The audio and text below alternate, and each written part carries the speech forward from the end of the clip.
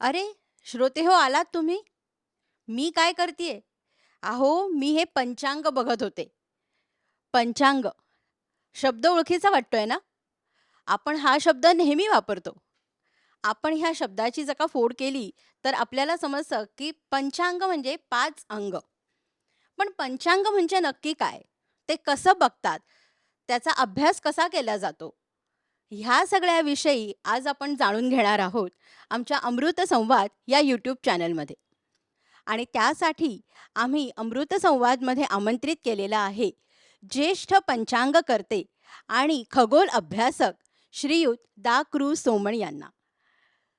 सोमण सरांनी सलग 51 वर्ष पंचांग निर्मितीमध्ये भरीव योगदान दिलेलं आहे. भारतामध्ये आत्तापर्यंत सोमण सरच आहेत की ज्यांनी सलग 51 वर्षे पंचांग निर्मितीमध्ये भरीव योगदान दिलेलं आहे. तर चला आपण सरांकडनंच जाणून घेऊया ह्याविषयी. नमस्कार सर. नमस्कार. सर, मला सर्वात पहिले एक पडलेला प्रश्न, पंचांग म्हणजे काय आणि त्याचं महत्त्व काय? हो, खूप चांगला प्रश्न आहे. कारण लोकांना वाटतं पंचांग म्हणजे भविष्य. बरोबर. पंचांग म्हणजे भविष्य हेच वाटतं, भाकीत हेच वाटतं. तसं नाही. हं. पंचांग म्हणजे खगोल गणित अच्छा. आणि ते खगोल गणित आकाशाचं गणित आहे बरोबर. आणि त्याच्यावरती आधारित आपले सण उत्सव आहेत. हो. लक्षात घ्या, पंचांग तयार करायला खगोल गणित यावं लागतं हां. आणि त्यातून ते करतात. आता पंचांग म्हणजे काय तर 5 अंग. हां, तुम्ही आत्ता म्हणालातच. बरोबर. तिथी, वार, नक्षत्र, योग आणि करण ही 5 अंग म्हणजे पंचांग. बरोबर. आता तिथी म्हणजे काय हां. तर चंद्र सूर्यामध्ये 12 अंश अंतर झालं की प्रतिपदा होते, बरोबर. 24 अंश अंतर झालं की द्वितीया होते, हां. 36 अंश अंतर झालं की तृतीया होते आणि त्या समाप्तीची वेळ पंचांगामध्ये दिलेली असते. अच्छा. 12 अंश अंतर किती वाजता होणार आहे ओके. म्हणजे प्रतिपदा स्थिती कधी समाप्त होते ते दिलेलं असतं. हां. लक्षात घ्या, हे वैज्ञानिक आहे सगळं, हे भविष्य नाही आहे. अच्छा. आणि हा जो कोन मोजला जातो 12 अंश हा जिओसेंट्रिक आहे. जिओसेंट्रिक म्हणजे काय, पृथ्वीचा मध्य, चंद्राचा मध्य आणि सूर्याचा मध्य अच्छा. यातून काढलेली ती रेषा आहे. हां. अर्थात तिथी म्हणजे तुम्हाला सांगितलं चंद्राची स्थिती. हो. हे बघायचं असेल तर बघता येईल. सूर्यास्ताच्या वेळी आपण टेरेसमध्ये किंवा मैदानात जायचं, सूर्यास्त झाला, सूर्य मावळला की डोक्यावर चंद्र दिसला हां. की 12×8=96. बरोबर. हा म्हणजे अष्टमी असणार. अच्छा. डोक्यावरती चंद्र दिसला तर 8 तिथी, अष्टमी तिथी झाली. म्हणजे डोक्यावरती थोडक्यात सांगायचं तर शुक्ल अष्टमीला चंद्र डोक्यावर दिसतो आणि पौर्णिमेच्या दिवशी सूर्यास्त होताना पश्चिमेला पूर्वेला चंद्र उगवत असतो. हं. म्हणजे बघा 180 अंश अंतर झालं दोघात. बरोबर. आणि संकटी चंद्र ज्या वेळी देतो आपल्याला माहिती आहे 8 ते 10 वाजेपर्यंत संकटी चंद्रोदय होतो. हो. असा कधी होत नाही दुपारी 2 वाजता संकटीचा नाही. चंद्र उगवला उपवास सोडा, नाही. असं कधी होत नाही. कारण 180 अंशानंतर 36 अंश हो. तेव्हा चतुर्थी समाप्ती होते. लक्षात घ्या, हे सगळं विज्ञान आहे. बरोबर. तेव्हा तिथी माहीत असेल ना तर चंद्र कुठे असेल हे सांगता येईल अच्छा. आणि चंद्र बघितला तर तिथी कोणती आहे हे सांगता येईल. बरोबर. हे पंचांगातील पहिलं अंग. आता वार कसा आहे, पाश्चात्य पद्धतीमध्ये रात्री 12 वाजता वार बदलतो. बरोबर. हा, रात्री 12 नंतर. पण भारतीय पद्धतीप्रमाणे सूर्योदयापासून सूर्योदयापर्यंत वार असतो. हो. आता हे बघा आपलं किती प्राचीन आहे. हां. कारण घड्याळाचा शोध लागलेला नव्हता, हो. त्यामुळे रात्रीचे 12 कसे कळणार. म्हणजे समजा रात्रीचे 11 वाजलेत, हां. 12 वाजलेत नाही 1 वाजले, हे कळणार नाही ना, घड्याळच नव्हतं त्या बरोबर काळात. आहे. पण सूर्योदय मात्र सर्वांना दिसत होता, त्यामुळे वार बदलला. हे सूर्योदय झालं की वार बदलला. अच्छा. हे भारतीय संस्कृती आहे, त्यामुळे वार प्राचीन आहेत. आणि त्यानंतर नक्षत्र, क्रांतिवृत्त म्हणजे सूर्यमार्गवृत्त, त्याचे 27 भाग केले. प्रत्येक भागाला नक्षत्र म्हणतो. बरोबर. चंद्र ज्या भागात असतो नक्षत्रात ते पंचांगात लिहिलेलं असतं आणि त्याच्या पुढे समाप्तीची वेळ दिलेली असते, ते नक्षत्र झालं. बरोबर. योग म्हणजे चंद्र सूर्य भोगाची 800 कला झाली की एक भोग होतो. अच्छा. आणि कर्ण तिथी, अर्धी तिथी म्हणजे कर्ण हां. असं आहे. आणि तुम्हाला सांगू का, हे तिथी नक्षत्र ही इसवी सन पूर्व 1500 म्हणजे 3,500 वर्षापासून भारतीयांना माहीत आहेत. अरे बापरे. ओके. 3,500 वर्ष. भारतीय संस्कृती, भारतीय कालगणना ही प्राचीन आहे.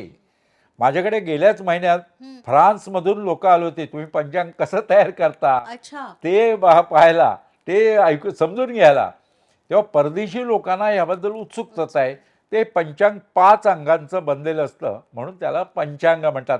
आता एक लक्षात घ्या, पंचांग पाहणं कठीण आहे. आता तुम्ही ते पाहत होतात, हो. ते कठीण आहे.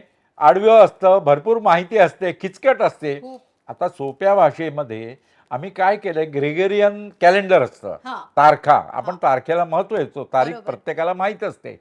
तर तारखेच्या कॉलममध्ये पंचांगाचा मजकूर लिहिलेला असतो. अच्छा. म्हणजे बघा हां, आम्ही पंचांग करते, प्रथम पंचांग तयार करतो हो. आणि नंतर कॅलेंडर, ग्रेगरियन कॅलेंडर तयार करतो आणि त्याच्यामध्ये तो मजकूर भरतो. कारण ते पाहायला सोपं असतं ना. आज किती तारीख आहे, अमुक तारीख आहे, हा अमुक वार आहे. साहजिकच आपण त्या तारखेला लिहिलेला मजकूर हा पंचांगस्थ मजकूर असतो. तर पाहायला सोपं, पंचांग पाहायला कठीण. म्हणजे चहा तोच, फक्त कप बदलला, आधुनिक झाला असं म्हणायला पाहिजे.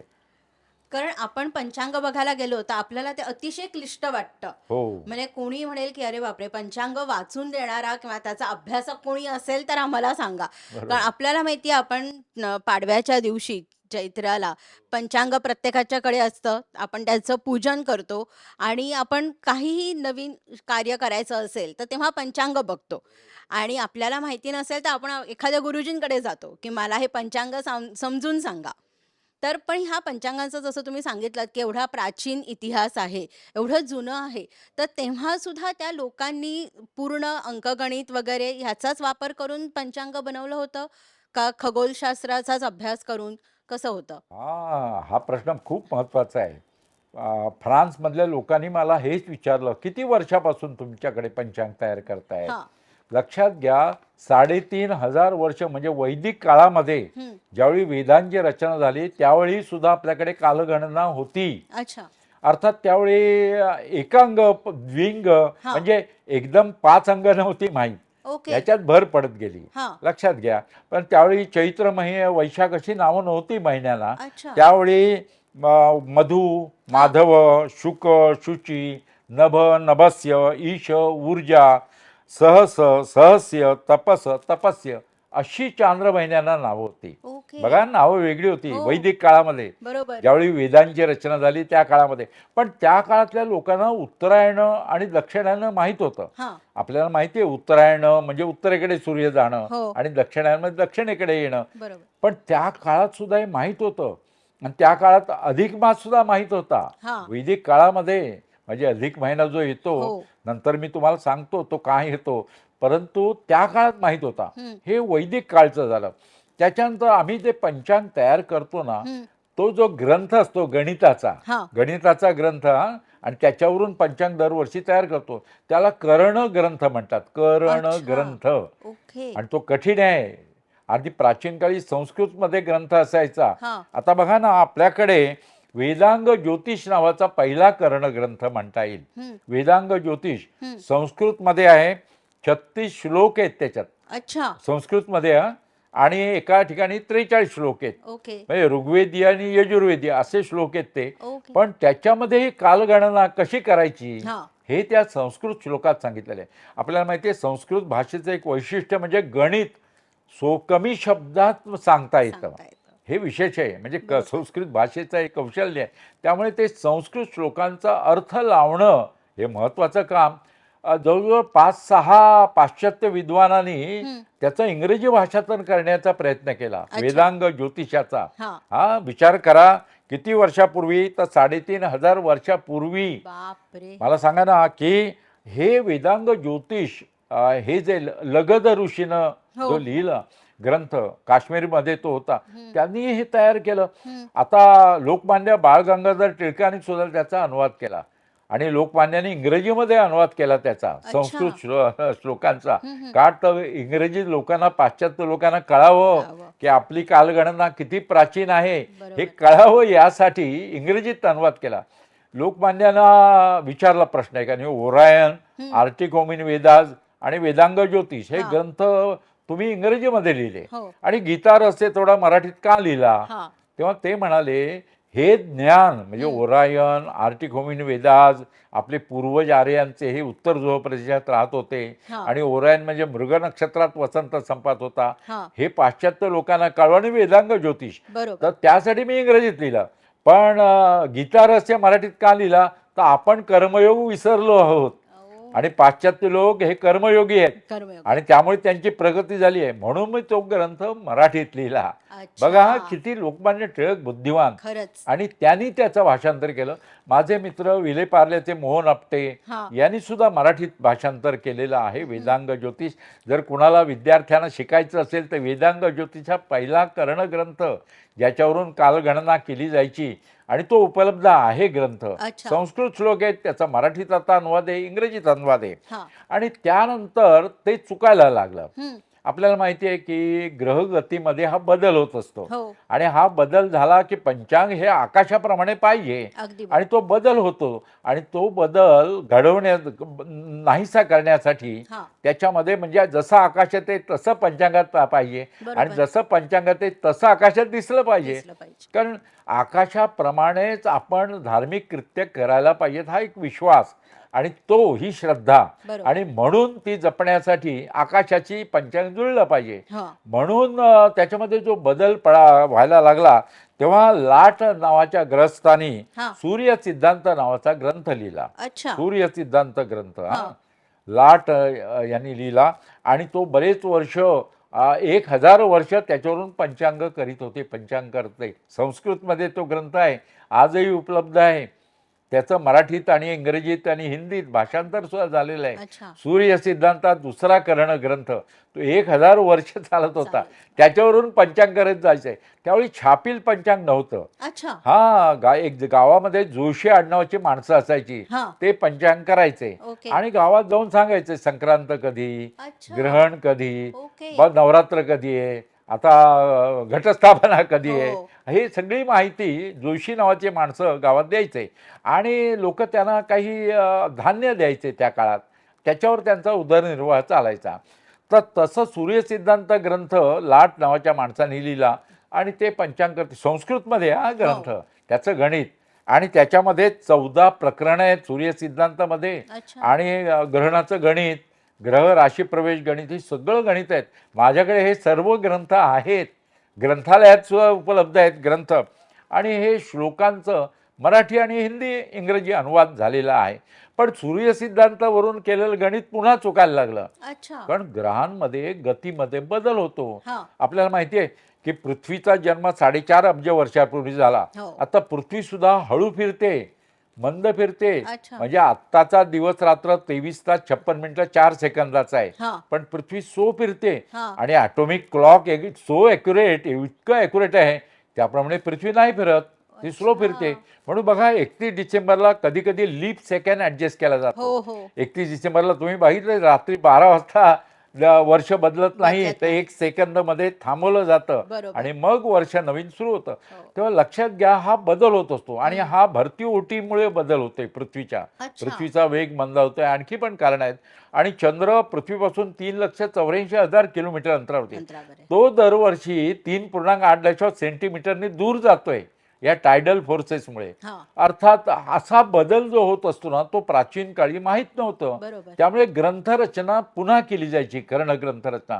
आणि इसवी सन 1520च्या सुमाराला नांदगाव म्हणून गाव, तुम्हाला माहिती आहे, मुरुड जंजिऱ्याच्या जवळ नांदगाव म्हणून गाव आहे. अच्छा, सिद्धिविनायकाचं मंदिर आहे तिथे. ओके, तिथे एक पुजारी होते, हा, केशव दैवज्ञ त्यांचं आडनाव. ओके. आणि जोशी, पूर्वी आडनाव लावायची पद्धत नव्हती, हो, केशव दैवज्ञ जोशी हा. असं त्यांचं आडनाव होतं. हा, आणि ते पंचांग करायचे अच्छा, आणि गावात सांगायचे. तर ओके, सूर्यसिद्धांतावरून केलेलं पंचांग चुकायला लागलं. म्हणजे तिथे जो जंजिरा किल्ला आहे ना हो, हो. त्याच्यावरती मुसलमान एक सुभेदार होता हा, आणि त्याला ते नवीन चंद्र कधी दिसेल ते सांगायचे. अच्छा, कारण तुम्हाला माहिती आहे का, अमावास्या झाल्यानंतर पहिल्या किंवा दुसऱ्या दिवशी नवीन चंद्र दिसला, चंद्रकोर, हो, हो, की त्याच्या दुसऱ्या दिवशी मुसलमानी 1 तारीख असते. अच्छा, तो नवीन चंद्रदर्शनाची तारीख ते काढून द्यायची, ती ओके. चुकली. एकदा तर त्याने ग्रहण दिसेल असं सांगितलं हा, केशव दैवज्ञानी, दिसलं नाही. त्यांना चिंता वाटली, सूर्यसिद्धांताचं गणित चुकतं कसं. हा, बघा, मनी दिसे ते स्वप्नी दिसे, आपण म्हणतो ना, खरंय, मनी खरंय. वसे ते स्वप्नी स्वप्नी दिसे. दिसे. तसंच झालं, त्यांना स्वप्न पडलं. हम्म, आणि गणपतीचे ते भक्त, हा, सिद्धिविनायक मंदिर नांदगावला आजही आहे आणि तिथे त्यांच्या स्वप्नामध्ये गणपती आला अच्छा, आणि त्या गणपतीनं सांगितलं की मी तुझ्या पोटी जन्म घेईन आणि ओ. गणितज्ञ होईन आणि गणित सुधारेन पंचांगाचं. क्या त्यांना बात. मुलगा झाला, हा. त्याचं नाव त्याने गणेश ठेवलं साहजिकच, कारण गणेश भक्त असल्यामुळं. बरोबर आहे. आणि त्याचं नाव गणेश दैवज्ञ. हा. त्यांनी लहानपणापासून तो गणितात हुशार. तो काय करायचा, सूर्यसिद्धांचा अभ्यास केला वडिलांकडून, वडील हे गुरु त्याचे, बरोबर. आणि आकाश निरीक्षण केलं. हा. आकाश आणि सूर्यसिद्धांत याची सांगड घालून नवीन ग्रंथ लिहिला. तो 1920 मध्ये लिहिला. अच्छा. त्या गणेश दैवज्ञाने. त्या ग्रंथाचं नाव ग्रह लाघव. ग्रह लाघव. संस्कृतमध्ये ग्रंथ आहे. विचार करा की दृग्गणित देणारा, दृग्गणित म्हणजे काय, आकाशात जसं आहे तसं पंचांगात पाहिजे, बरोबर. आणि जसं पंचांगात आहे तसं आकाशात दिसलं पाहिजे.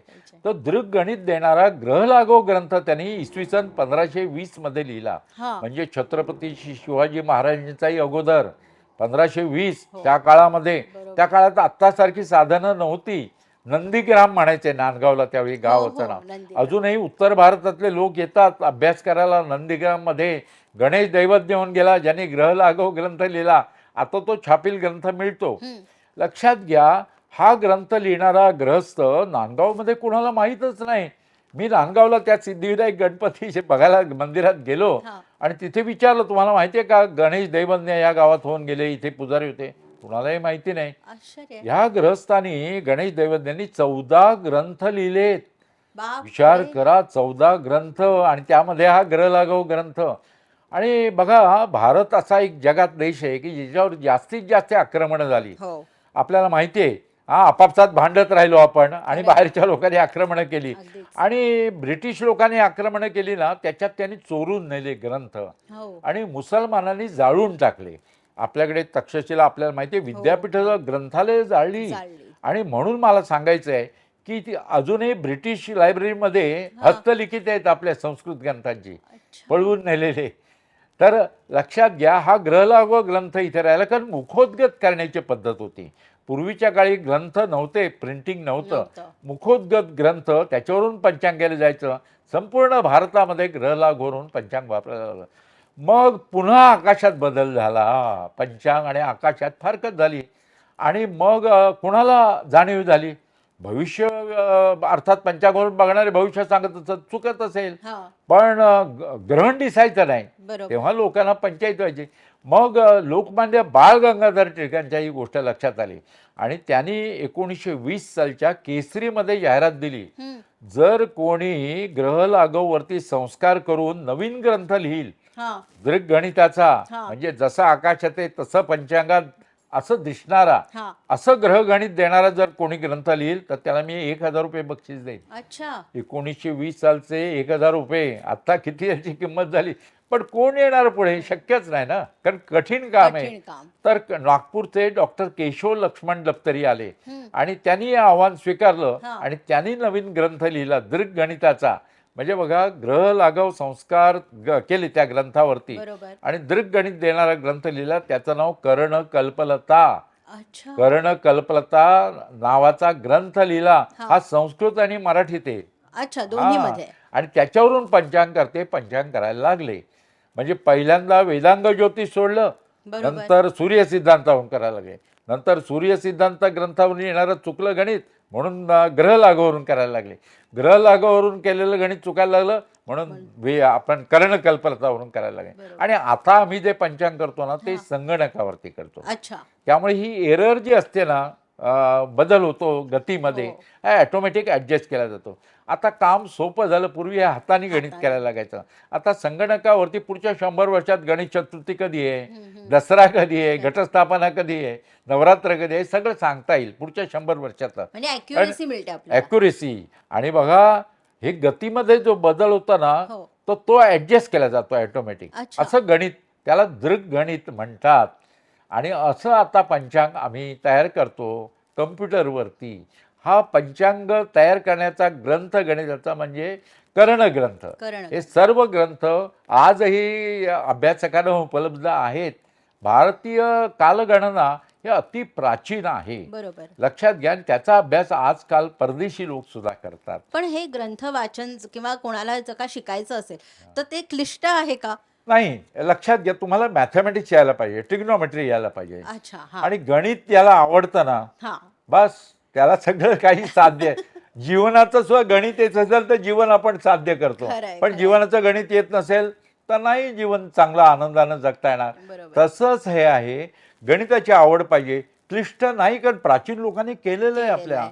अर्थात आता सोपं झालेलं आहे. हं. आता हे कम्प्युटरवरती आम्ही करतो, संगणकावरती, बरोबर. आणि त्यामुळे सोपं झालेलं आहे. आता पटकन करता येतं. फक्त ते सर्व पंचांग कॅलेंडर फॉर्मॅटमध्ये आम्ही देतो. बरोबर. त्यामुळे ते अच्छा. बघायला सोपं सोपं जातं जातं. वापरायला. हे महत्वाचं आहे. म्हणजे तुमची गणिताशी मैत्री असेल तर तुम्ही नक्कीच ह्याचा करू अभ्यास करू शकता, शकता. करू शकता. ते खरंय, महत्वाचं खरंय. आहे.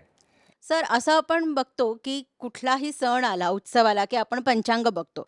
तर सण आणि उत्सव जे आपण साजरे करतो त्याचा नेमका उद्देश काय आहे?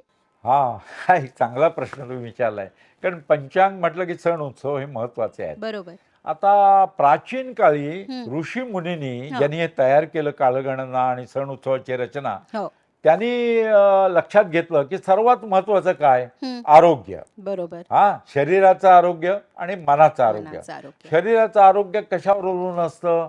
कपड्यांवरती, उपासनेवरती नाही. आपण खातो आहार, त्या आहार. आहारावरती शरीराचं आरोग्य उपयोग. बरोबर. आहार कसा घेतला म्हणजे आरोग्य शरीराचं चांगलं राहतं. हं. ऋतूप्रमाणे आहार घेतला की शरीराचं आरोग्य चांगलं राहतं. आपल्याला अगदी माहिती आहे. खरंय. पावसाळ्यामध्ये कमी जेवायला पाहिजे आणि थंडीमध्ये भूक जास्त लागते, जास्त आपल्याला लागते. माहिती आहे. आणि तेलकट तुपकट पदार्थ थंडीमध्ये पचन होतात. हो. तेव्हा आहार ऋतूप्रमाणे घेतला. बघा हं. तुम्ही, माणसं आजारी कधी पडतात? ऋतू बदल झाला की जास्त आजारी पडतात, खरंय. डॉक्टरकडे गर्दी असते. हो. तेव्हा ऋतूप्रमाणे आहार घ्यायला पाहिजे, हे प्राचीन काळी लोकांनी जाणून घेतलं होतं खरंय. आणि त्याप्रमाणे सणांची रचना केली. आता बघा साधी गोष्ट, श्रावण महिन्यामध्ये उपवास सांगितलेत की नाही? हो. उपवास करा. पण ते पावसाळ्यात श्रावण महिना यायला पाहिजे आणि तो येतो. हं. पावसाळ्यामध्ये शेतीची कामं झालेली असतात आणि त्यानंतर शरीराची चलनवलन कमी होतं आणि चलनवलन कमी झाल्यामुळे हलका आहार पाहिजे बरोबर. आणि ते पुण्य मिळेल सांगितलं तर लोक उपवास करतील आणि म्हणून पुण्य मिळेल असं सांगून श्रावण महिन्यात उपवास सांगितले. श्रावणी सोमवार उपवास, हो. श्रावण शनिवार उपवास, मंगळागौर उपवास. उपवास. हे उपवास श्रावण महिन्याशी जोडलेले आहेत. का? तर हलका आहार घ्या. आता आधुनिक काळामध्ये वजन कमी करण्यासाठी डायटिंग करतात की नाही? हो. तेच आहे, फक्त फास्टिंग. फास्टिंग. म्हणजे कमी आहार, हलका आहार. लक्षात घ्या, उपवासाला कुठले पदार्थ खावेत हं. हे कुठल्याही ग्रंथात सांगितलेलं नाही. अच्छा. यज्ञात जे अर्पण करतो, हं. यज्ञाचं माहितीये का? हो. पूर्वीच्या काळात पंचमहाशक्ती, पृथ्वी, आप, तेज, वायू आणि आकाश. बरोबर. ईश्वर म्हणजे तोच. हो. कारण पृथ्वी हलली, काही सूर्याचा ताप वाढला हो. किंवा पृथ्वी, आप, तेज, वायू आणि आकाश हेच, बरोबर. आणि त्यांना खुश ठेवायला पाहिजे. मग त्यांना जे पोचवायचं ते कुरिअर कोण? त्या काळातला अग्नी. अग्नी. म्हणून अग्नीला अर्पण केलं की त्यांना पोचतं, मग ते प्रसन्न होतात. ही प्राचीन काळी श्रद्धा होती. म्हणून यज्ञात आहुती द्यायची बरोबर. त्याची. आणि मग अतिरेक व्हायला लागला आणि माणसांचे म्हणजे जनावरांचे बळी द्यायला लागले यज्ञामध्ये. यज्ञामध्ये. आणि म्हणूनच भगवद्गीतानं सांगितलं ते कर्म करणं, कर्तव्य करणं, कर्म करणं हे यज्ञ कर्मासारखं आहे वगैरे सांगितलं. तर प्राचीन काळी उपवास श्रावण महिन्यात करायचे, लक्षात बरोबर. घ्या, हे सांगितलं. आता थंडीमध्ये दिवाळीसारखे सण थंडीत येतात, हो. कारण त्यावेळी तेल तुपाची आवश्यकता असते, आवश्यकता भूक असते. जास्त लागते. मकर संक्रांती थंडीमध्ये येते, कारण तिळाच्या तेलाची आवश्यकता असते, बरोबर. तिळांची आवश्यकता. म्हणजे आहार त्याप्रमाणे सण उत्सवाची रचना केलेली आहे, लक्षात घ्या. आणि त्याप्रमाणे पण ऋतू हे सूर्यावर अवलंबून आहेत हां. आणि सण हे चंद्रावर अवलंबून आहेत. म्हणून आपल्याकडे चांद्र सौर पद्धतीचा मेळ पंचांगात घातलेला आहे. बघा, कठीण गणित आहे पण सोपा नियम बनवला आहे त्यांनी. मीन राशीत सूर्य असताना ज्या चांद्र महिन्याचा प्रारंभ होईल त्याला चैत्र म्हणायचं. अच्छा. मेष राशीत सूर्य असताना ज्या चांद्र महिन्याचा प्रारंभ होईल त्याला वैशाख म्हणायचं. अशी सांगड घातलेली आहे. पण कधी कधी काय होतं, एका राशीत सूर्य असताना 2 चांद्र महिन्याचा प्रारंभ होतो. बरोबर. तो पहिला येतो तो अधिक महिना हां. आणि दुसरा निज महिना. आता आपल्याला माहिती आहे की श्रावण महिना अधिक आला होता अधिक आला यावेळी. होता. हो. म्हणजे एका राशीत सूर्य असताना 2 महिन्याचा तो पहिला अधिक श्रावण आणि नंतर दुसरा निज श्रावण श्रावण. चाला होता. अगदी बरोबर. आणि त्यामुळे सगळे आता नवरात्र उशिरा आलंय. उशिरा त्यामुळे आलंय. पाऊस संपलेला आहे, नवरात्र उशिरा आलेलं आहे. तर मला सांगायचं आहे तू की अधिक महिना म्हणजे चांद्र सौर पक्षाचा मेळ घातलेला आहे. हां. असं इतर धर्माच्या कालगणित नाही. नाहीये. आता मुसलमानी जी पद्धत आहे ती चंद्रावरती अवलंबून आहे. हो. त्यांचा जो रमजान रोजा उपवासाचा महिना असतो ना, तो सगळ्या ऋतूत येतो. म्हणजे अच्छा. थंडीमध्ये पण उपवास करावा लागेल, उन्हाळ्यात पण लागेल, पावसाळ्यात पण लागेल. बरोबर. आपलं तसं नाही. आपला नाही. श्रावण महिना पावसाळ्यात येतो, बरोबर. दिवाळी थंडीमध्येच येते. कारण ऋतूप्रमाणे आहार घ्यायचा. हे आहे. आणि त्यासाठी सणांची रचना तशी केलेली एक गोष्ट. दुसरी उत्सव कशाला आहेत, हं, तर उत्सव म्हटलं की माणसं एकत्र येतात. अगदी खरं. गणेशोत्सव झाला, आता नवरात्रोत्सव चालू आहे. हो, तर ही माणसं एकत्र आल्यामुळं आनंद मिळतो की नाही आनंद? अगदी खरं आहे. एकत्र जेवले, एकत्र आपलं गाव एकत्र येतो. गावामध्ये उत्सव बरोबर. साजरा करताना तेव्हा एकत्र येण्याने आनंद होतो. हो. दुःख चिंता विसरून जातात. विसरून जातात. म्हणून उत्सव आवश्यक आहे. सणांची रचना शरीराच्या आरोग्यासाठी आणि उत्सवांची रचना मनाच्या आरोग्यासाठी, बरोबर. दुःख चिंता विसरण्यास. आणि ते पंचांगामध्ये आहे. तर सण उत्सव नसतील, खलास. खरं. तुम्ही मला सांगा ना, रंगीत कपडे नाहीत तर आनंद वाटणार नाही ना. बिलकुल नाही. रंगीबेरंगी कपड्याने आनंद. निसर्ग सुद्धा बघा ना, आत्ता नवरात्रात किती सुंदर हो, दिसतोय. अगदी खरं. पावसाळा संपलेला आहे, रंगीबेरंगी फुलं सगळं येतं. नवरात्रात हे वैशिष्ट्य आहे. आणि धान्य घरात येतं नवरात्रामध्ये. बरोबर आहे. निर्मिती शक्तीची पूजा आपण करतो. लक्षात घ्या, हे सर्व विज्ञानाधिष्ठित आहे. म्हणून मला सांगायचं आहे की भारत देशाची ही कालगणना विज्ञानाधिष्ठित आहे.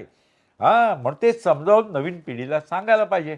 आता पार्थिव गणेश पूजन करतो, कारण शेतात धान्य तयार होतं. हो, पृथ्वीची पूजा करतो, म्हणजे मातीच्या मूर्तीचीच पूजा करतो, पूजा पृथ्वीची करतो. पूजा. बरोबर. त्यानंतर पितृपक्ष झाला की पितरांना आपण कृतज्ञता व्यक्त केली. हो, त्यानंतर आता नवरात्रोत्सव, धान्य घरात येतं, निर्मिती शक्तीची, आदिशक्तीची पूजा करतो. आणि त्यानंतर आपल्याला दसरा झाला, विजयादशमी झाली की दिवाळी येते, हो. आपला उत्सव असतो. ही रचना अशी शेतीप्रधान, ऋतूप्रधान अशी सण उत्सवांची रचना केली आहे. त्यामुळे हे नवीन पिढीला जर आपण समजून दिलं ना, तर त्यांच्या लक्षात येईल की शरीराचं आरोग्य ऋतूप्रमाणेच आहार घेतला आहार घेतला पाहिजे. हे लक्षात येईल. कधी कधी माणसं बघा उन्हाळ्यातून येतात हो. आणि फ्रीजमधलं थंड पाणी पाणी. पियालं, आजारी पडणार. ऋतूप्रमाणे फळं सुद्धा येत असतात. अगदी खरं आहे. आपण बघितलं, निसर्गाचं निरीक्षण केलं तर ऋतूप्रमाणे निसर्ग बदलत बदलत असतो. असतो. प्राणी सुद्धा त्यांचं अन्न ऋतूप्रमाणे घेत असतात. मग माणसानं का घ्यायचं नाही? हे प्राचीन काळच्या ऋषीमुनींनी ठरवलं आणि तशीच सण उत्सवांची रचना केलेली आहे. आजपर्यंत 3,500 वर्षापासूनची जी रचना आहे ती आपण या सण उत्सवाच्या माध्यमातून केलेली करतो. आहे. जसं आपण म्हणालात, की नवरात्रामध्ये धान्य जे पिकलेलं असतं, ते आपण घरी वापरतो. नवचैतन्य असतं. नवरात्रात आपल्याला ताजं शेवंतीचं फूल मिळतं. एरवी आपल्याला शेवंतीचं फूल मिळत नाही. आणि जसं तुम्ही सांगितलंत, की सणवार जे आहेत, उत्सव आहेत, तर ऋतूप्रमाणे आपला आहार असावा. हल्ली असं होतंय, की आपण जिभेचे चोचले पुरवतो. म्हणजे जे जिभेला आवडतं, ते आपण खातो. जे आपल्याला शरीराला उपयोगी आहे, ते खाल्लं जात नाही. पण जे तुम्ही आत्ता सांगितलंत त्याच्यामागचा जो दृष्टिकोन आहे, हा ऐकल्यावरती मला नक्कीच वाटतं, की जे श्रोते आपले ऐकत आहेत, ते त्याचा विचार करतील आणि त्याप्रमाणे आपला आहार-विहार जो आहे, तो नक्कीच सांभाळतील, असं मला वाटतं. खरं आहे, एकदम बरोबर बोललात. आणखी सांगतो, नवरात्रात आपण देवीची पूजा करतो. हो, आणि देवी म्हणजे महालक्ष्मी, महासरस्वती, महाकाली. बरोबर. बघा हां, किती शुद्ध आहे. आपण काय करतो, देवीच्या मंदिरात जातो, आरती करतो, नवरात्रात देवीची उपासना करतो. पण घरामध्ये जी देवी असते, हो, मातेच्या स्वरूपात, पत्नीच्या स्वरूपात, सुनेच्या स्वरूपात, कन्येच्या रूपात, ह्या देवींकडे खरं ती महालक्ष्मी पाहिजे. महालक्ष्मी पाहिजे म्हणजे काय, आर्थिक कसे व्यवहार करायचे हे घरच्या स्त्रीला माहिती पाहिजे. महासरस्वती म्हणजे ती शिकलेली पाहिजे. हां, तरच मुलांवरती संस्कार घडणार. बरोबर. नंतर महाकाली पाहिजे ती घरची स्त्री, कारण गुंड आला तर 2 लाफा मारायची ताकद तिच्यात पाहिजे. लक्षात घ्या, देवीचे गुण तिच्या अंगी यायला पाहिजेत. पूजा देवाची का करतो? गणपतीची पूजा करतो, गणपतीचे गुण आपल्या अंगी पाहिजेत. श्रीरामाची पूजा करतो म्हणजे रामाचे गुण आपल्या अंगी यायला पाहिजेत. बरोबर. कर्मकांडापेक्षा त्याचा कार्यकारण भाव समजून घ्यायचा. आणि त्या जो देवाची आपण उपासना करतो, पूजा करतो, त्याचे गुण आपल्या अंगी यायला पाहिजेत. यासाठी आपण प्रयत्न केला पाहिजे. तर नवरात्रामध्ये देवी, हो, तर निर्मिती शक्ती, आदिशक्ती, आणि ती वेगवेगळ्या रूपात आहे. तर तिची आपण पूजा करताना तिचे गुण आपल्या अंगी यायला पाहिजे. आता तिने दुष्टांचा, राक्षसांचा संहार केला. आपल्याला माहिती आहे सर्वांना अगदी की खरं. देवांचा जन्म दुष्टांचा संहार करण्यासाठी झाला. हो, आपल्यामध्ये दुष्ट असतात की नाही? कुठले दुष्ट? आळस, अंधश्रद्धा, अनारोग्य, आहे की नाही, अस्वच्छता. किती मत्सर. राक्षस आपल्यामध्येच असतात. त्याचा संहार करायला देवी कशाला पाहिजे? आपणच करायला पाहिजे. आपणच देवी व्हायचं, देवीची उपासना करून मग आपला अनारोग्य घालवायचं, आपला आळस घालवायचा, आपलं अस्वच्छता घालवायची, स्वच्छता ठेवायची. हे सगळे जे राक्षस आहेत ना आपल्यामध्ये, खरंय. म्हणजे रावण आपल्यामध्ये, आहेत. तर आपल्यामध्ये जो रावण असतो त्याला आपणच नष्ट करायचा, आपणच राम बनून. अगदी खरं. कलियुग आहे. या कलियुगामध्ये आपलं दुसरा माणूस आपलं आयुष्य बदलणार नाही, आपल्यालाच बदलायला पाहिजे. हा खरं आहे की नाही? अगदी खरं. तर हे प्राचीन काळच्या सण उत्सवाद्वारे आपल्याला माहिती मिळते, म्हणून ते महत्वाचं आहे. जसं आपण म्हणतो की म्हणजे वामनराव पै म्हणतात की तूच आहेस तुझ्या जीवनाचा शिल्पकार. बरोबर, आपणच आपल्या जीवनाचे शिल्पकार असतो. पण बऱ्याच लोकांना माहीत नाही. ते शनीला दोष देतात, आपल्या महिला असतात त्या सासूला दोष देतात. हा आहे की नाही मला सांगा? खरं अगदी म्हणजे दुसरा आजूबाजूचा माणूस आपलं जीवन घडवत नाहीत. नाही. आता खरंय. दारूच्या दुकानात काम करणारा मुलगा सुद्धा दारू पित नाही का? तर तो रोज बघतो काय बघतो. चाललंय ते. खरंय. आपणच थोडं स्वार्थी व्हायचं. हा आपलं जीवन आनंदानं आपणच स्वीकारायचं. आपण आनंद निर्माण करायचा आणि इतरांच्या जीवनात आनंद निर्माण करायचा, हे महत्वाचं आहे. अगदी खरं. आता जसं तुम्ही म्हणालात की आपल्या घरच्या ज्या स्त्रिया आहेत, त्याच एक स्त्री शक्ती जी आपण म्हणतो, त्या सुद्धा मला वाटतं नवदुर्गा आहेत. कारण त्या वेगवेगळ्या आघाड्यांवरती भरपूर कामं करत असतात. ती अन्नपूर्णा सुद्धा असते. त्यामुळे तुम्ही जसं म्हणालात तसं मूर्तीपूजेपेक्षा जर का तुम्ही तुमच्या घरातल्या देवींची पूजा केलीत, त्यांना एखाद दिवशी आराम दिलात किंवा त्यांची सेवा केलीत, तर ती खरी नाही, खरं पूजा बोललं, होईल. पुरुषांना सांगायला पाहिजे की महिलांना एक दिवस आराम झाला नवरात्रामध्ये. पण एक गोष्ट लक्षात घ्या, पूजा करणं म्हणजे काय? त्यांच्या प्रती आदर व्यक्त आदर करणं. व्यक्त करणं. बरेच वेळा स्त्रीला सुरक्षितता वाटली पाहिजे बरोबर आणि आहे. ती सशक्त पाहिजे, हो. तिच्या आरोग्याकडे लक्ष दिलं पाहिजे. बऱ्याच महिलांचं काय होतं, जेवायला बसले की पूर्वीच्या काळी, हो. आता नाही, पूर्वीच्या काळी अगोदर सर्वांना जेवायला वाढायचं हो. आणि उरलेलं ती खायची. अगदी आणि खरं. मला आठवतं माझी आई सर्वांना जेवायला वाढायची, हां. कधी कधी भाजी संपून जायची, अच्छा. मग ती गुळाच्या खाड्याबरोबर भाकरी खायची. हो. लक्षात घ्या, पहिल्यांदा आईला जेवू द्या. खरंय. जी जेवण करते, अन्नपूर्णा स्तोत्र, शंकराचार्यांनी अन्नपूर्णा हो. स्तोत्र लिहिलेलं आहे. लक्षात घ्या, जी निर्माण करते, निर्मिती शक्ती, तिला अगोदर समाधानाने जेवू द्या आणि मग तुम्ही जेवायला पाहिजे. अर्थात मी नेहमी सांगत असतो आणि आधुनिक पद्धतीमध्ये दोघेही एकत्र बसून जेवतात, जेवतात. ही चांगली गोष्ट आहे. खरंय. लक्षात घ्या, स्त्री जेव्हा शिकली ना, शिक्षण, स्त्री शिक्षण म्हणजे सावित्रीबाई फुले, हो. म्हणजे सावित्री मी म्हणत असतो, वट सावित्रीला सावित्रीबाई फुलेंची पूजा करा. अगदी हा खरं. आणि पुरुषांनी उपवास करायला पाहिजे वट सावित्रीला. कारण नाटक बघितलं तर सत्यवानाने काय केलं, तो मूर्छित पडला फक्त. हो. आणि तपश्चर्या कोणी केली? सावित्रीने सावित्रीने केली. केली. आणि तिलाच उपवास करायला सांगायचा घरच्या सावित्रीला. पुरुषांनी सत्यवानाने उपवास करायला पाहिजे. पाहिजे तर सध्या सुरुवातीला दोघांनी करूया आणि नंतर प्रत्येक सण उत्सवामागे विज्ञान आहे, बरोबर. कार्यकारण भाव, ते समजून घ्यायला पाहिजे. अगदी खरं. सर, असं बऱ्याच वेळा आपण ऐकतो की आपण भविष्य ऐकतो किंवा बरेच भविष्य सांगणारे लोक आहेत. तर हे खरंच आहे का? म्हणजे पंचांगावरनं भविष्य सांगतात आणि कोणी म्हणतं की नाही नाही, त्यांनी ज्योतिषांनी माझं भविष्य सांगितलं आणि ते खरं ठरलं. एखादा म्हणतो की नाही, त्यांनी सांगितलं तसं माझ्या आयुष्यात काहीच झालं नाही. तर हे कितपत खरं आहे भविष्य सांगणं?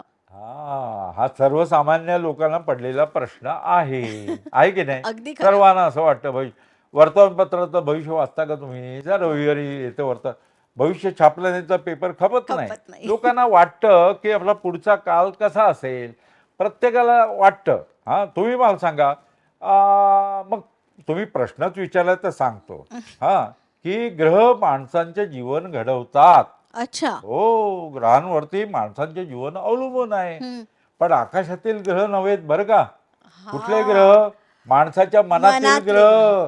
आग्रह, विग्रह, हां. संग्रह, दुराग्रह, सत्याग्रह, अनुग्रह, आहे की नाही मला सांगा? अगदी खरं. 99.99% आपलं भविष्य आपल्यावर अवलंबून असतं, इतरांवर नाही, आकाशातील ग्रहांवरती नाही. कुठे तो शनी?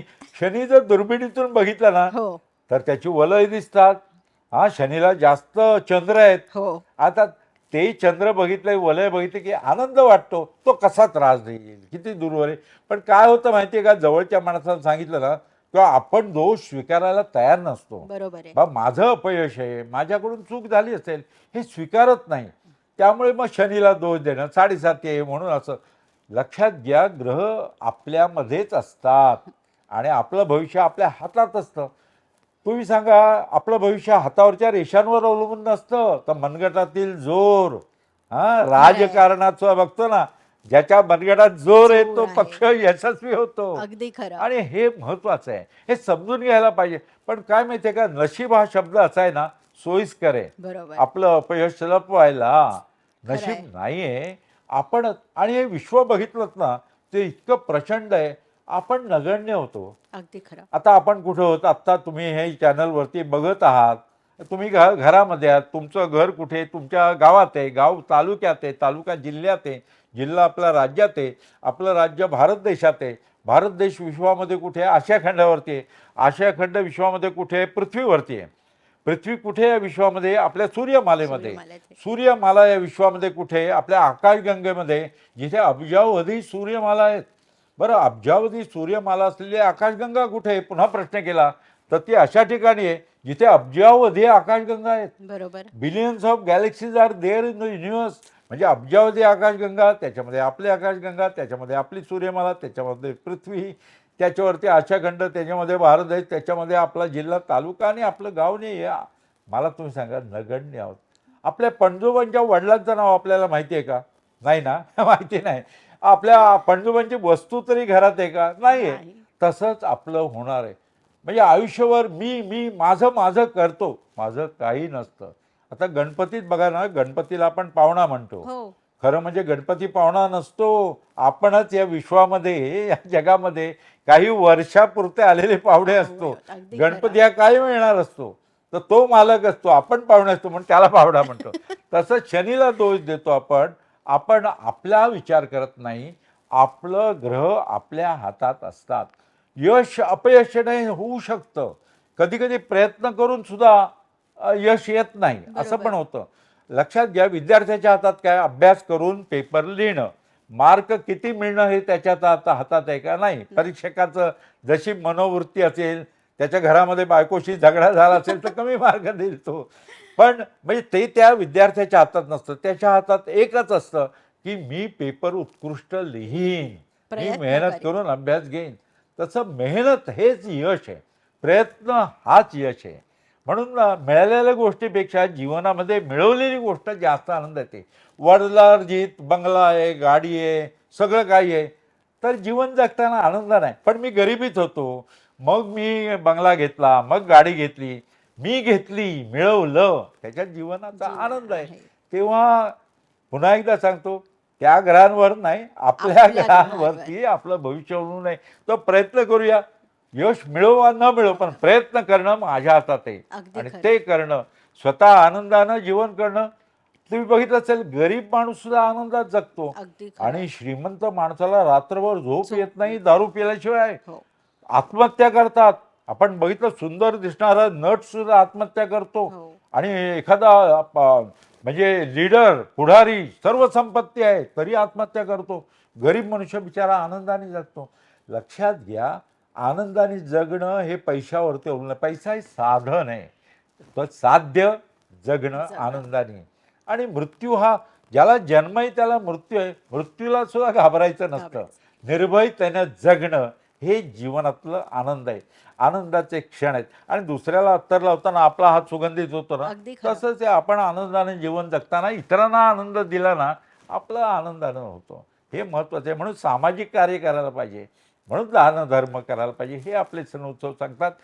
पुन्हा एकदा सांगतो, त्या ग्रहांवर नाही, या ग्रहावरती आपल्यावरतीच आपलं जीवन अवलंबून, ही गोष्ट लक्षात ठेवायला पाहिजे. खरंच आपण एकमेकांबद्दल उगाचच काहीतरी ग्रह निर्माण करून वाटतं. ठेवतो बरोबर की आहे. हा असाच वागतो किंवा माझ्याशीच असा वागतो. ते जर का आपण एकमेकांबद्दलचे ग्रह दूर केले तरच आजचा जो समाज आहे तो अजून पुढे जाईल. आणि जसं मगाशी सर तुम्ही म्हणालात की आपल्या हाताच्या रेषांवरती भविष्य अवलंबून असतो, तर मला हेही म्हणावंसं वाटतं की ज्याला हात नसतात त्याला सुद्धा भविष्य हो, असतं, भविष्य तो असतं. सुद्धा भविष्य घडवू शकतो. आणखी एक गोष्ट लक्षात ठेवा, आपण नेहमी वर्तमान काळात जगलं पाहिजे. खरंय. आपण काय करतो, असतो वर्तमान काळातच की नाही, पण भूतकाळाचा विचार करतो, मागे असं झालं, आणि दुःखद घटना जास्त आठवतात. हो. आणि कधी कधी वर्तमान काळात असताना भविष्यकाळाचा विचार करतो. विचार करतो. आणि भविष्यकाळ आठवलं की चिंता वाटते. म्हणजे बघा, असतो वर्तमान काळात, एका खांद्यावर दुःखाचं ओझं भूतकाळ आठवत, दुसऱ्या खांद्यावरती चिंतेचं ओझं, भविष्यकाळ आठवत. आणि मग रस्ता क्रॉस करताना एखादी गाडी आली, दिसत नाही आणि अपघात होतो. खरंय. म्हणून नेहमी सांगतो, जीवन जगायचं ना आनंदाने, वर्तमान काळात जगा आणि मन गुंतवा, रिकामं राहू नका. अगदी खरं. सतत काम करता एखादं झाड लावा ना. मी सांगतो ना, मी स्वतः सुद्धा झाडं लावतो आणि तुम्हाला माहिती आहे का, झाड आपल्याशी बोलतं बोलतं. हो. आणि आपल्या भावना व्यक्त करतं. अगदी तेव्हा खरं. लक्षात घ्या, निसर्ग पहा, निसर्गात जेवढं, हेच आपल्या सर्व सण उत्सवात सांगितलेलं आहे, निसर्गाचा अभ्यास करा. अभ्यास करा. खरंय. अगदी खरं. जसं तुम्ही आत्ता म्हणालात, की श्रीमंत माणसालाही झोप लागत नाही, पण हो. गरीब माणूस सुखाने झोपतो. तर मला तेच वाटतं, की सुखाची जर का व्याख्या करायची झाली, तर तुमच्याकडे पाहून ज्याला समाधान वाटतं, आनंद वाटतो, ती खरी सुखाची व्याख्या किंवा एखाद्याबद्दल तुम्ही जर का काही करू शकलात, त्याला मदत करू शकलात, तर त्यामध्ये जे सुख आहे, ते आपण दुसऱ्या कशातही मोजू शकत नाही. तुम्ही योग्य व्याख्या केलीत. आपल्याला जे पाहिजे ते मिळवणं म्हणजे, मिळालं म्हणजे यश, आणि यश मिळाल्यानंतर वाटतं ते समाधान. तेव्हा खरंय. यश आणि समाधान हे महत्त्वाचं आहे. लक्षात घ्या, कसं जीवन जगावं हे आपलं. म्हणून मी नेहमी सांगतो, जीवन कसं जगावं हे शिकायला पाहिजे. अगदी खरं. जसं संगीत शास्त्रीय आपल्याला येत असेल तर ऐकताना आनंद मिळतो, हो. क्रिकेटचा खेळ माहीत असेल तर क्रिकेट पाहताना आनंद मिळतो. बरोबर. तसं जीवन कसं जगावं हे शिका, आणि ते आपल्या धार्मिक ग्रंथामध्ये लिहिलेलं आहे, लिहिलेलं आहे. भगवद्गीतेमध्ये आहे, अगदी आणि खरं. ते अभ्यासलं पाहिजे. खरं आहे. आणि मला हे फार आवडलं, की जसं तुम्ही आता सांगितलंत, की आपण भविष्याचा विचार करतो, भूतकाळाचा विचार करतो, वर्तमानात जगत नाही. तर तेच मला म्हणावसं वाटतं, की तुम्ही वर्तमान जगा. तुम्ही वर्तमानात जर का भूतकाळाचा आणि भविष्यकाळाचा विचार केला, तर तुम्ही तुमचा वर्तमान काळ हा वाया घालवता. बरोबर, तुम्ही तो अगदी त्याचा आनंद घेत नाही. बरोबर, बरोबर. सर, आपण बघतो की बरेच जण वेगवेगळी पंचांग फॉलो करतात. जसं निर्णय सागर आहे, टिळक पंचांग आहे, दाते पंचांग आहे. तर ह्या तीनही पंचांगांमध्ये काय फरक आहे? हां, हे चांगला प्रश्न विचारला आहे. कारण याच वर्षी हं. आपण बघितलं असेल, सण उत्सवामध्ये फरक जाणवला. हो. टिळक पंचांगाचा महिना आणि निर्णय सागर दाते पंचांगाचा महिने वेगवेगळे आले. बरोबर. आपल्याला माहिती आहे की लोकमान्य टिळकांनी दृग्गणिताबद्दल आग्रह हं, केला. हं. म्हणजे दृग्गणित पाहिजे. हो. हां, म्हणजे ग्रंथाप्रमाणे गणित नको, हां. आकाशाप्रमाणे गणित पाहिजे. बरोबर. म्हणजे जसं आकाशात दिसतं तसं पंचांगात पाहिजे, आणि जसं पंचांगात आहे तसं आकाशामध्ये पाहिजे, असा लोकमान्य बाळ गंगाधर टिळकांनी प्रयत्न केला. बरोबर. आणि आत्ताची सर्व पंचांग आहेत ना, ही दृग्गणितावरती आधारलेली आहेत, हं. आणि त्यामुळे एकवाक्यता आहे. बरोबर. परंतु हे नक्षत्र चक्र आहे ना, म्हणजे क्रांतिवृत्त, आपण जर सूर्यमार्ग वृत्त, हां. त्याचा स्टार्टिंग बिंदू कुठला घ्यायचा, हं. म्हणजे अश्विनी नक्षत्राचा प्रारंभ किंवा मेष राशीचा प्रारंभ आपण म्हणतो, तो कुठला घ्यायचा बिंदू, याच्याविषयी मतभिन्नता आहे. हां. आणि निर्णय सागर दाते पंचांगाप्रमाणे चित्रा ताऱ्याचा समोरचा बिंदू हां. हा आरंभ बिंदू मानून तशी रचना केलेली आहे. अच्छा. हां, आणि टिळक पंचांगाने काय केलं, रेवती तारा जो आहे, हो. जिटा, हो. तर तिथपासून मेष राशी अश्विनी नक्षत्राचा प्रारंभ बिंदू केलेला आहे. अच्छा. 4 अंशाचा फरक आहे हं, त्याच्यामध्ये. हं. त्यामुळे टिळक पंचांगाची मकर संक्रांत 10 तारखेला येते, आपल्याला माहिती हो, असेल. हो. आणि निर्णय सागर दाते पंचांगाची मकर संक्रांती 14 14 तारखेला येते, तारखेला. 14-15 अशी बरोबर. जाते. लक्षात घ्या, हा 4 अंशाचा फरक आहे, ही एक गोष्ट. पण ऋतू हे खरं सायन मानावरती अवलंबून आहेत. हं. म्हणजे सूर्यमार्गवृत्त आणि आपल्याला म्हणजे विषुवृत्त जिथे छेदतात त्यांना संपात बिंदू म्हणतात, हां. तो सरकतो, आणि त्यामुळे निर्यन पंचांग आहे. ती सगळी निर्यन पंचांग आहेत, हं. सायन नाही आहेत. हं. सायन का नाहीत, तर का होईल, अश्विनी नक्षत्र म्हणायचं, हं. पण तारे बाजूला जातील हं. आणि नक्षत्र मागे मागे येत जाईल, बरोबर. विभाग. बरोबर. तसं होऊ नये म्हणून निर्यन फिक्स हां. केलेलं आहे. म्हणून चित्रा ताऱ्याचा समोरचा बिंदू हा प्रारंभी बिंदू मानलेला आहे, आणि रेवती ताऱ्यापासून गेलं तर टिळक पंचांगाप्रमाणे गेलेला आहे. अच्छा. हा फरक दोघात आहे, लोकांना कळत नाही. हं. पण कळतं कधी, आता यावर्षी दाते निर्णय सागर इतर पंचांगाप्रमाणे श्रावण महिना अधिक आला. हो. आला की नाही, हो. श्रावण महिना अधिक होता. पण टिळक पंचांगाप्रमाणे अधिक महिना नव्हता, तर त्यामुळे त्यांचा खरा श्रावण आणि आपला जेव्हा खरा श्रावण आला तेव्हा त्यांचा भाद्रपद होता टिळक बरोबर. पंचांगाप्रमाणे. म्हणजे गणेश चतुर्थी त्यांची 1 महिना अगोदर आली. अगोदर आली. आता निर्णय सागर दाते पंचांगाचा श्रावण महिना अधिक, हं. तसा टिळक पंचांगाचा चैत्र अधिक येणार आहे. अच्छा. हा पुढचा चैत्र, ओके. आणि तो अधिक आला की मग दोन्हीचा मेळ पुन्हा जमेल. ओ. अशी लक्षात घ्या, हा फरक आहे, हं. आणि त्यामुळे मेळ जमणार आहे.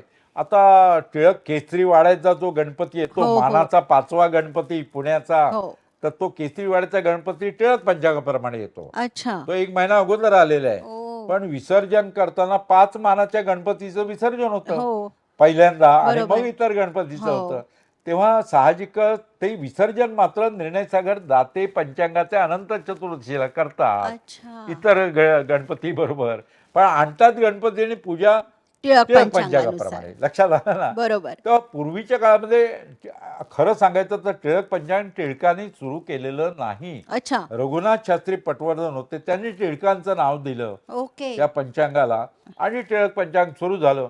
काही लोकांचं होतं, टिळक भक्त होते, हं. पण दृगगणित मात्र सर्वांनी स्वीकारलं. अच्छा. म्हणजे टिळक पंचांगात सुद्धा दृगगणित आहे आणि निर्णय सागर दाते पंचांगात सुद्धा दृगगणित आहे. भारतवर्षात आहे, सरकारनं सुद्धा स्वीकारलेलं आहे. सरकारनं सुद्धा चित्रापक्षीय अयोना स्वीकारलेले आहेत. अच्छा. त्यामुळे सरकारी सुट्टी ह्या निर्णय सागर दाते पंचांगाप्रमाणे मिळतात, हो. टिळक पंचांगाप्रमाणे नाही. आता सुट्ट्या बदलल्या, दिवाळी वेगळी येणार, गणपती वेगळा, पण बऱ्याच लोकांनी पंचांग बदललेलं बदललं. आहे आणि त्यांनी टिळक पंचांग सोडून निर्णय सागर दाते पंचांग घेतलेले.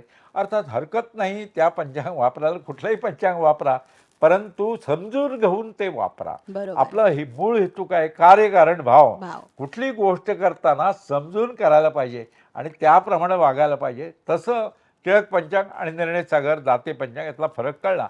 आता कॅलेंडरमध्ये सुद्धा तो मजकूर असतो, हं. त्यामुळे टिळक पंचांगावरून निघणारं कॅलेंडर टिळक पंचांगाप्रमाणे असतं बरोबर. आणि बाकीचे कॅलेंडर जे निघतात, दिनदर्शिका, ते इतर पंचांगाप्रमाणे चित्रापक्षीय म्हणायचं अच्छा. आणि ते रेवती पक्षीय. रेवती पक्ष. पूर्वीच्या काळी हा वादविवाद असायचा, हा. चित्रापक्षीय वरचे. आता गणित कुणाला एवढं कळत नाही आणि टिळक पंचांगाचा वापर कमी झाला, हं. म्हणून साहजिकच हे झालं. लक्षात घ्या की गणित दृगगणित पाहिजे. म्हणजे यावर्षी गणपतीबद्दल वाद होता. अच्छा. 18 सप्टेंबरला करायचा की 19 सप्टेंबरला करायचा. ओ. लक्षात घ्या ते गणित जे होतं सूर्य सिद्धांतावरून केलेलं गणिताप्रमाणे 18 सप्टेंबर होतं. हा. सूर्य सिद्धांत ग्रंथ स्थूल आहे, कालबाह्य आहे, हं. कारण त्याचं गणित जमत नाही म्हणून ग्रह लाघव निर्माण झाला बरोबर. आणि ग्रह लाघवाचं जमत नाही म्हणून कर्णकल्पता जन्माला आली आणि आता कम्प्युटरवरती करतो. तेव्हा त्या प्राचीन ग्रंथावरून केलेलं गणित आकाशाशी जुळत नाही. अच्छा. तेव्हा 18 सप्टेंबर प्रमाणे गणेश चतुर्थी कुणीही साजरी केली केली नाही. नाही. 19 सप्टेंबरला सगळ्या पंचांगात. हो. पूर्वीच्या काळी काय व्हायचा, आयत्या वेळी वादविवाद व्हायचा वर्तमानपत्रात. हं, हं. प्रत्येक पंचांगाचा सांगायचा, मीच म्हणतो, मीच लिहितो ते खरं, अच्छा. माझ्या पंचांगातच खरं. आता मी पंचांग करते, काय करतो, सर्वांची पंचांग तयार झाली की मतभिन्नता असेल तर आपापसात चर्चा करून अगोदरच प्रश्न सोडवतो. ओके. कारण आपली संस्कृती महान संस्कृती आहे, प्राचीन आहे, त्यात एक वाक्यता पाहिजे. अगदी खरं. फक्त उत्तर भारतातली पंचांग पौर्णिमांत आहेत हो. आणि दक्षिण भारतातले अमांत आहेत. हा सुद्धा एक वाक्यता येऊ शकेल. नेहमी सुधारणेला वेळ लागत असतो. अगदी खरं. पण लक्षात घ्या, हा फरक तुम्ही विचारलात प्रश्न, त्यामुळे टिळक पंचांगाचा चैत्र महिना अधिक आहे. मग त्यांचा निज चैत्र आला हा. की आपला खरा चैत्र येईल अच्छा. आणि त्यावेळी ते दोन्ही एक एक मेळ मेळ होईल, होईल. पुन्हा अधिक महिना येईपर्यंत. पुन्हा अधिक महिना येईपर्यंत. म्हणजे हे व्यक्तिपरत्वे आहे की कुणी कोणतं पंचांग वापरावं. बरोबर. बरोबर. असं बघायला येतं की विवाह जमवायचा असेल तर साधारणपणे पंचांगाचा आधार घेतला जातो. तर का बरं पंचांग विवाह जमवताना का महत्वाचं आहे? प्राचीन काळी स्थळ बघताना लक्षात घ्या, त्या काळामध्ये ठीक होतं पंचांग बघून, म्हणजे गुण जुळतात की नाही. हो. पण लक्षात बघितलं 36 गुण जमत असले तरी भांडणं होतात अगदी. आणि जमत नसतील गुण तरी सुद्धा होत नाही. हे ठीक आहे. जसं आपण स्थळ पाहताना तो मुलगा निर्व्यसनी आहे की नाही पाहतो, त्याचे घरामध्ये कोणाचं कर्ज काढलेलं नाही ना ते पाहतो. पाहतो की नाही. तसे अगदी. घराणं बघतो. पुढे तो मुलगा कसा वागेला अगोदर सांगता येत नाही, पण मागचा इतिहास तरी विचारतो, आजूबाजूला चौकशी करतो. बरोबर. तसंच आहे. तसे आपण हे पाहताना केवळ पंचांग बघून पाहून उपयोग नाही. अच्छा. तर प्रॅक्टिकल बघायला पाहिजे. त्याची नोकरी, त्याचे पैसे, इन्कम, त्याच्यावर कर्ज नाही ना, त्याला व्यसन नाही ना, या गोष्टी बघितल्या ना तर मला वाटतं पंचांग पाहण्यापेक्षा ते गुण जास्त आधुनिक काळात सांगतात तर रक्तगट पण बघायला पाहिजे. ते बघितलं तर पुढे संततीचा प्रॉब्लेम होणार नाही. पण प्राचीन काळची श्रद्धा असेल ना तर ज्यांना लक्षात घ्या, आपलं जीवन केवळ आपल्यासाठी नसतं. आपण इतरांसाठी जगत असतो. खरंय. आपल्या घरामध्ये जी वृद्ध आई असते हो. तिला वाटतं पंचांग बघायला हरकत नाही. जसं आपण इतरांसाठी जगतो ना तसंच हे जगायचं आहे. तर इतरांची मतं सुद्धा घ्यायला हरकत नाही. पण किती महत्त्व द्यायचं हे प्रत्येकाने प्रत्येकाने ठरवायचं. बरोबर. मला हे खूप आवडलं जसं तुम्ही म्हणालात की आपण 36 गुण जमतात की नाही बघतो हो. आणि आता रक्तगट सुद्धा बघायला हो. पाहिजे. तर मला असं वाटतं की 36 अधिक 1 असे 37 गुण आपण बघायला पाहिजेत, जुळतात की नाही. बरोबर, बरोबर. तसंच अजून एक पंचांगाचं महत्त्व म्हणजे माणूस जेव्हा स्वर्गवासी होतो, त्याच्यानंतर आपण आपल्या घराण्यामध्ये बघतो, की त्या माणसाला तो मृत्यू पावताना त्रिपाद लागलाय का? पंचक लागलंय का? तर हे म्हणजे खरं आहे का, की असं त्रिपाद लागतो का? पंचक लागतं का? त्याच घराण्यातली हां, 5 माणसं जातात चंद्र का? चंद्र जेव्हा कुंभ राशीत प्रवेश करतो हां. त्यावेळी पंचक सुरू होतं अच्छा. आणि मीन राशीतून जेव्हा मेष राशीत जातो तेव्हा हां. पंचक समाप्त होतं. हां. हां, तेव्हा या कालावधीमध्ये जर मृत्यू झाला, पूर्वीच्या काळी समज होता पंचक, हो. की एकाचा मृत्यू झाला या पंचकामध्ये तर शांती करायची. हो. जर शांती नाही केली तर 5 मृत्यू होतात त्या हं. घराण्यामध्ये. हो. असा प्राचीन काळी श्रद्धा होती. हं. म्हणून ती शांती केली जाते. शांती करतात गुरुजी हं. आणि मग मृत्यू होत नाही अशी एक श्रद्धा असते हं. प्रत्येकाची. शांती बघा. शांती म्हणजे काय? मनाची शांती. बरोबर. म्हणजे आपल्याला चिंता वाटत नाही शांती केली. हे शेवटी मन महत्वाचं आहे. अगदी खरं. जीवन जगताना शरीर जसं महत्वाचं आहे तसं मन महत्वाचं आहे आणि बुद्धी महत्वाची आहे. अगदी खरं. तेव्हा या दृष्टीने मनशांती करण्यासाठी ती शांती करतात. केली तरी ठीक आहे, हं. पण ज्यांची श्रद्धा नाही त्यांनी नाही केली तरी 5 मृत्यू व्हायला ते कारण नाही नाही. आहे. आधुनिक विज्ञानामध्ये जर पंचघात एखाद्याचा मृत्यू झाला तर 5 मृत्यू होतातच असं नाही. असं नाही आहे. तेव्हा ते समजून घ्यायला पाहिजे. पण केली तरी हरकत नाही. हं. मनाची शांती असं म्हणायला पाहिजे. म्हणजे त्रिपादाला सुद्धा तसंच आहे. हो, तुम्ही शांती त्रिपादाला नाही सुद्धा केली तसंच आहे. तरी चालतं. तेव्हा मला सांगायचं की जर काही अशा ह्या गैरसमजुती असतात, आता निरांजन पडलं आता तो हो. किंवा वात विझली, आता नवरात्र चालू आहे, नवरात्रात वात विझली, अखंड दीप दीप. मग विझला म्हणून काय काय ठिकाणी 2 दिवे लावतात हो. दीप, म्हणजे एक विझला तरी दुसरा असतो. लक्षात घ्या हा श्रद्धेचा भाग आहे. प्रत्येक दिवा विझू शकतो, वारा आला तर विझू शकतो दिवा. विझल्या तर घाबरायचं नाही. लक्षात घ्या देवी किंवा देव कुणाचंही वाईट करीत नाहीत. ते शाप देत नाहीत, ते त्रास देत नाहीत, पूर्वज स्वतः आपले त्रास देत नाहीत. खरंय. त्यासाठी या गोष्टी करायच्या नाही. म्हणून मला सांगायचं आहे की विझला दिवा आहे तो विझू शकतो वारा आल्यानंतर, बरोबर. तर पुन्हा लावायचा. कधी कधी काजळी धरते हो. त्याच्यावरती, त्यामुळे तो विझतो. लक्षात ठेवा हे शेवटी मनाचं आहे, मनाची शांती. तेव्हा दिवा विझला किंवा हातातून पडू शकतो. आता गणेश मूर्ती सुद्धा भंग पाहू शकते. हं. कधी कधी ओली फुलं जर असतील हं. तर ती वाहताना गणेश मूर्तीवरती मातीच्या हाताला क्रॅक जाऊ शकतो किंवा अवयवाला गणपतीच्या. अच्छा. लगेच विसर्जन करायचं, घाबरायचं नाही. नेहमी पूजा करताना निर्भयपणे करायची. आणि तुम्हाला माहिती आहे का, आपण कुठली पूजा करताना अगोदर आपण संकल्प करतो. हो. हा करतो की नाही संकल्प? बरोबर. कुठलंही काम करताना आपण आराखडा आखतो की नाही? इमारत बांधताना सुद्धा आपण आर्किटेक्ट कडून प्लॅन तयार करतो. हो. तर लक्षात घ्या स्थळ काळ सांगितलं जातं. बरोबर. हा आता जीपीएस सिस्टीम आहे की GPS नाही आपल्याकडे, location. हे गाडी कुठे आहे अगदी कळतं खरं. आपल्याला. हे आधुनिक टेक्नॉलॉजी जशी आहे ना, मी नेहमी सांगत असतो आधुनिक टेक्नॉलॉजीशी याच्याशी तुलना करायची. म्हणजे पंचांग हे जीपीएस जीपीएस लोकेशन आहे, हे आकाशाचा नकाशा आहे. तुम्ही कुठे आहात हे कळतं. चंद्र कुठे आहे कळतो, सूर्य कुठे आहे कळतो, इतर ग्रह तारे कुठे आहेत, ग्रहण कधी होणार आहेत, सगळं. म्हणून पंचांग म्हणजे एस्ट्रॉनॉमी, खगोलशास्त्र. आणि ती मी 51 वर्ष करतोय.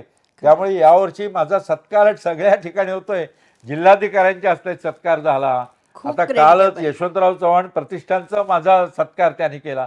मला सांगायचं आहे, लक्षात घ्या एक हेतू महत्त्वाचा आहे की आपण कार्य करीत राहणं. वयाच्या 82व्या वर्षी सुद्धा मी हे काम पहाटे माझा सूर्य 3:30 वाजता उगवतो बापरे. आणि 3:30 वाजता लिखाण चांगलं होतं आणि 10-12 कॅलेंडर पंचांग हे मी तयार करतो. हे पहाटे उठून करत असतो. गेले 51 वर्ष करतो आहे. फक्त मला एकच माझं सांगणं असतं हां. की त्याच्या मागचं वैज्ञानिक दृष्टिकोन ठेवायला पाहिजे. बरोबर. आणि प्राचीन काळी जे सांगितलंय त्याच्याविषयी आपण मान द्यायला पाहिजे, सन्मान द्यायला पाहिजे आणि त्या आधुनिक भाषेत आधुनिक पद्धतीनं सांगायला पाहिजे. कर्मकांडापेक्षा ते का करतो हे जर अगोदर कळलं ना तर तरुण पिढी सुद्धा समजू शकेल. बरोबर. आणि म्हणून तुमच्या वाहिनीला मला आभार मानायचे आहेत. हे मला जे सांगायचं होतं जनतेला ते तुमच्या माध्यमातून हे सांगितलं जातं. म्हणून तुम्हाला मीच धन्यवाद देतो, आभार मानतो. सर, आता तुम्ही जसं म्हणालात, की निरांजनाबद्दल तुम्ही सांगितलात. निरांजन पडलं किंवा दिवा विझला. तसंच बऱ्याच जणांच्या घरी बाळकृष्ण असतात. म्हणजे 3 बाळकृष्ण किंवा 3 अन्नपूर्णा किंवा 3 शंकराच्या मूर्ती. तर बरेच जण म्हणतात, की 3 मूर्ती ठेवू नये. तर एखादी मूर्ती किंवा 2 मूर्ती विसर्जन करायच्या असतील, तर तेव्हा सुद्धा आपल्याला पंचांगाचा आधार घ्यावा लागतो का? हो, हा प्रश्न मला अनेक लोक विचारतात. हां. 2-2 बाळकृष्णपती. तुम्हाला माहिती आहे का, जेव्हा सून घरात येते ना, हो, तेव्हा आई तिच्याबरोबर एक देवी देत असते. हो. आता अन्नपूर्णा. पिढीजात देवारा आहे, पिढीजात हो. अनेक पिढ्या झालेल्या आहेत. तर देवीच्या मूर्ती बऱ्याच घरात असतात. अगदी खरं. इच्छा असेल तर ठेवायला हरकत नाही. हं. एक देव 2 मूर्ती ठेवायला हरकत नाही, असं कुठल्याही ग्रंथात लिहिलेलं नाही. हं. आणि जे सांगतात ना ते थोतांड आहे, लक्षात घ्या.